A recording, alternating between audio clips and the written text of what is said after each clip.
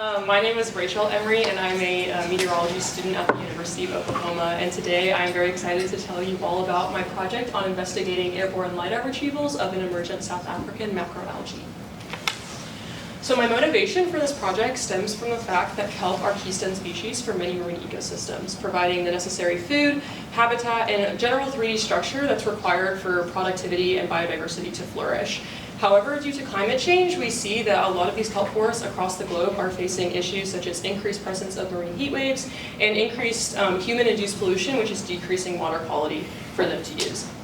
So for these reasons, I feel like it's important for us to understand the spatial scale and variability of these kelp forests as they respond to climate change. And it would be particularly interesting to understand how individual types or taxa of kelp respond differently to changing climate. It's also important to note that there's been decades worth of work trying to discriminate these different taxa based on optical remote sensing methods, but it's had limited success. So this brings us to wonder if there's possibly a better way that we can remotely sense and differentiate these taxa. So one type of kelp is macrocystis or giant kelp, and you can see this in this image over here. And this is a canopy-forming kelp which floats to the top of the water surface due to gas-filled bladders. This makes it very easily detected by satellite imagery, so if you pull up just like an image on Google Maps and zoom into California's coast, you see just bright green swaths of the coast, which are dominated by giant kelp. For these reasons, it's been historically the focus of many kelp remote sensing studies, like I said, using optics.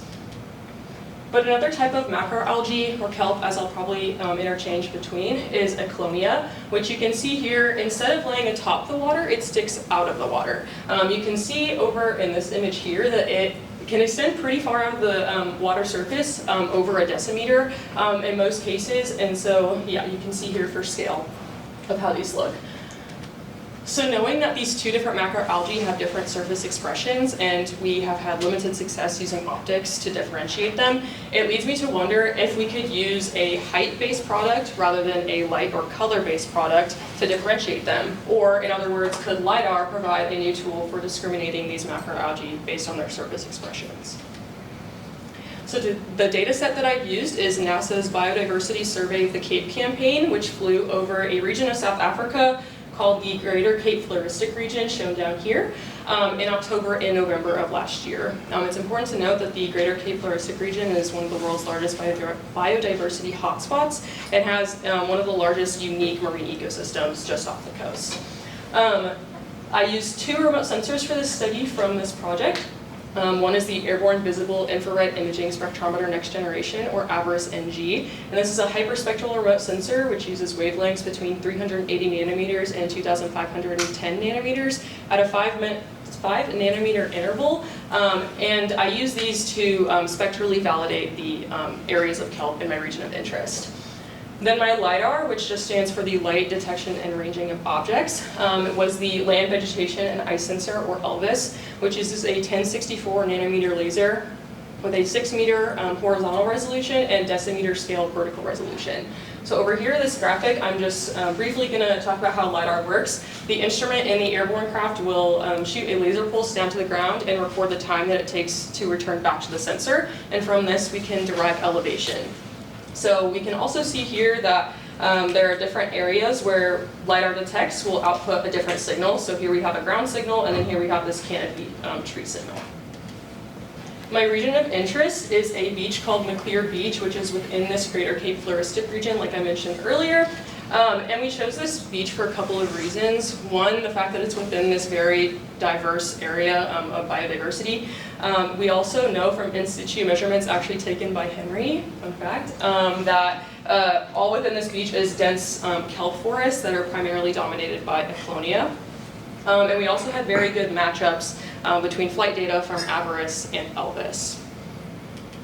So this brings me to my first product of this study, which is a map of NDVI over the beach. NDVI stands for the Normalized Difference Vegetation Index and is just a measure of greenness. It's calculated by finding the normalized ratio of reflectance in the near-infrared band to that in the red band. And because vegetation so strongly reflects near-infrared light due to its harmfulness to cell structure, we see very high values. We see very high values for areas like the land surface of South Africa, where, like I said, it's very biodiverse. Water, on the other hand, strongly absorbs near-infrared light instead of reflecting all of it, which here is shown in the red because it has lower ratio values. But this makes it really easy for us to visually identify these areas of kelp floating just off the coast of South Africa. Here I'm showing two Elvis elevation products. I've cut out the land so that I didn't skew the data, but I'm just showing essentially the elevation of the lowest detected LiDAR signal and the elevation of the highest detected LiDAR signal. So in both cases, we can see these areas of yellow, which denote higher elevation detected, and these areas of dark blue and purple, which denote lower elevations detected. And we can see here that it seems that they're picking up waveforms very well. You can see them as they propagate into shore, and we can also see that they are outputting very similar signals. But I'm interested in where kelp is in this signal, so that leads me to want to understand the spatial scale of where kelp is in relation to these signals. So here I'm just overlaying the NDVI map and one of the Elvis elevation maps, and outlined in pink is just the areas of kelp and NDVI that I've overlaid, so you can see a little bit better. And you can see here that there's really not much spatial pattern to where these elevations correspond to where we know kelp is from at-risk imagery. You can see that they go all across the wave fields within ridges and troughs. So this leads me to ask, where in this wave field is kelp and what's not? So here I just have a scatter plot of NDVI values with elevation values. And from here we can see two main features. The first is highlighted in yellow, which we can see a very densely populated area of data points that are entirely within negative NDVI regions. So we know we are not looking at kelp signal. And we can also see that these range between about 4 meters of the elevation that LiDAR detected. So I'm feeling pretty confident that this is a water and wave perturbation signal. The other part of this is highlighted in red, and we can see that we're entirely within positive NDVI, which means that we know that we should be over kelp. And it has a very similar Y dimension as this yellow region. But we notice that it's not sloping or deviating in any real way other than just sticking straight out horizontally from the yellow lobe. So this is kind of my first piece of evidence that maybe this LiDAR isn't detecting the Aclonia like I expected it to. But to be a little bit more thorough, we can try and isolate this variability in the wave field that we see from the Elvis elevation products. And one way that we can do that is by identifying a region of positive and negative NDVI next to each other, or an NDVI gradient, and assessing the energy returns or the elevations between each region while accounting for the variability in the wave field. So what this looks like is this NDVI gradient located within a trough. So here I'm depicting these yellow lines as wave ridges that kind of correspond to the color of the Elvis elevation product. So if we're within a ridge, like I said, we eliminate that variability with like the waves crashing over the kelp or making it move back and forth. And if we plot an energy return of an area of low NDVI, we might expect it to look something like this, where energy return, a certain amount of energy return is corresponding to certain heights that Elvis detects. But if we look at a region of high NDVI, we might expect this plot to deviate a little bit if we're expecting higher elevations and thus higher energy returns from LiDAR. So what I did was I took two areas where I know that there was an NDVI gradient, as we can see here, red and green together. And overlaying the Elvis elevation products that we see before, we can verify that we're located within a wave trough that are bounded by these yellow regions of higher elevations or wave ridges. Just circling the areas that I'm interested in, we can then make the energy return plot. So this is what they look like for both regions, and we can see that in both cases, the positive in the orange here and the pink on the other slide, or on the other image, are tracking almost the exact same as the regions of negative NDVI in both images, which tells us that there's not enough evidence to discriminate based on the LiDAR signal return, the difference between a kelp pixel and a non-kelp pixel. So all that to say, in this project I investigated whether we could use Elvis LiDAR to detect an emergent macroalgae Aclonia. And from this project, I find that Elvis observations do not currently support the detection of this macroalgae. we know that the Eclonia height can exceed the nominal or the proposed sensitivity of Elvis of a decimeter, but I think what we find is that there's issues in applying this to a real-life wave field.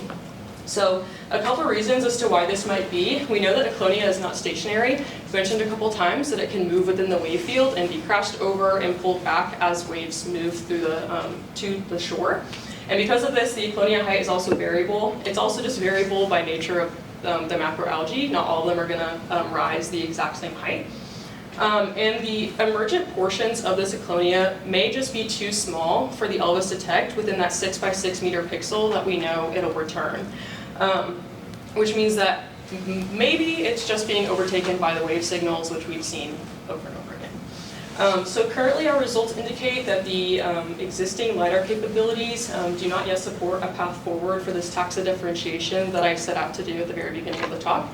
However, in the future, with increased improvements with LiDAR, or just by flying it maybe closer to the ground with like a drone or something like that, we may be able to find a path forward with this in the future. Here are all the people that I'd like to thank. A very special shout out to Lori and Henry for all their help on this project. Really cannot do it without you guys. And everyone here at NASA SARP, I thank you guys for making this an awesome summer and one that I really won't forget. So, thank you.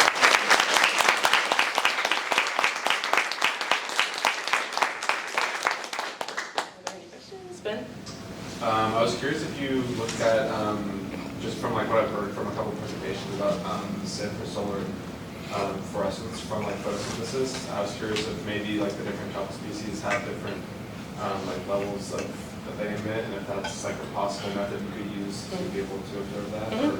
Yeah, thank you. That's a good question. I didn't look at that specifically. My gut feeling towards that is if I were to use something like solar-induced fluorescence or something like that from photosynthesis, it may still be affected and difficult. Well, it may be affected by the fact that the Eclonia will stick out of the water and not a whole lot of the leaves of it are sticking out and inducing fluorescence. Whereas giant kelp, if it's laying atop the ocean surface, pretty much all of that leaf area is exposed to light. That could maybe pick up solar-induced fluorescence, so maybe that would affect it. But that's a really good point, so thank you. Josh? So from what I understand, at least, and this may be wrong about the wave formation is very affected by wind, the creation of waves. So I was wondering if you did look into something similar like Emery, where you took the minimum day or months where there's less wind, so maybe there's lower waves to try to see.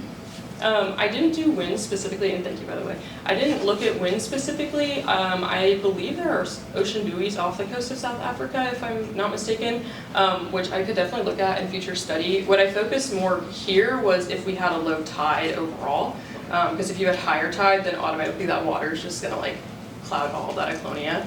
So yeah, tide was mostly what I focused on, but wind definitely does have an impact. So. Dan? Really interesting. Sorry if you said this already. Were Elvis and Avers on the same plane? I don't believe so. I believe they were on separate planes that, okay, Henry's nodding his head, so that means yes. They were within different instrument suites, so yeah. On different, okay. Yeah, so I have one of the Avers flights was on November 9th, and then I didn't have a Elvis flight that corresponded in tide until November 13th, so yeah. Interesting. So they were collected roughly the same tidal stage and windish conditions and stuff though?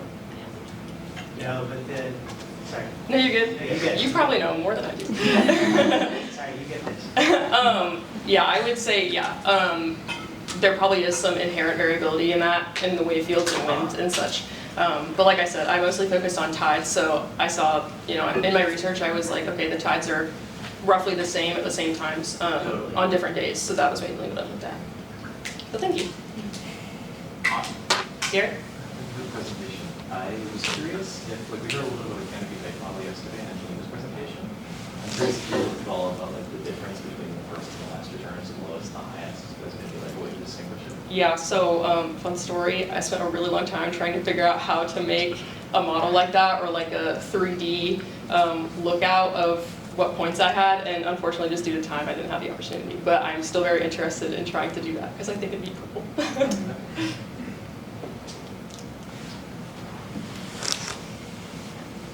Angelina. Does factors like sea level rise affect how you can like see these kelp, or do they just like adjust to the level of the sea water? I want to say it probably depends on the type of kelp. I feel like if you had like, if they were tall enough to begin with to account for like some sort of sea level rise, it might stick with it because the water's just going to like keep pulling up on like the stem under the water. But I feel like at a certain point, yeah, if sea level rise was like too great, that it would probably overtake something, especially like a conia, where like it can just overtake that canopy that forms on the top. Thank you. Yeah. Did you happen to find a reason for the different growth forms between the kelps? Like if it was for photosynthesis reasons or just? I don't know. Yeah, thanks. I don't know the specific underlying reasons for like how they grow.